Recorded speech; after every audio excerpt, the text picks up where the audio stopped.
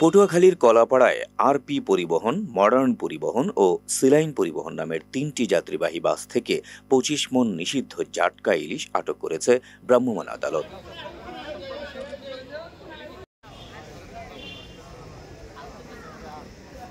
এ সময় জাটকা পরিবহনের দায়ে ৩ চালককে ৫,০০০ টাকা করে ১৫,০০০ টাকা জরিমানা করা হয়। শনিবার রাত ১০টায় শেখ কামাল সেতু এলাকা থেকে এসব মাছ আটক করেন ভ্রাম্যমাণ আদালতের নির্বাহী ম্যাজিস্ট্রেট ও সহকারী কমিশনার ভূমি কৌশিক আহমেদ। পরে রাত ১১:৩০টার দিকে ৯৬টি মাদ্রাসা ও হতদরিদ্র মানুষের মাঝে এসব মাছ বিতরণ করা হয়।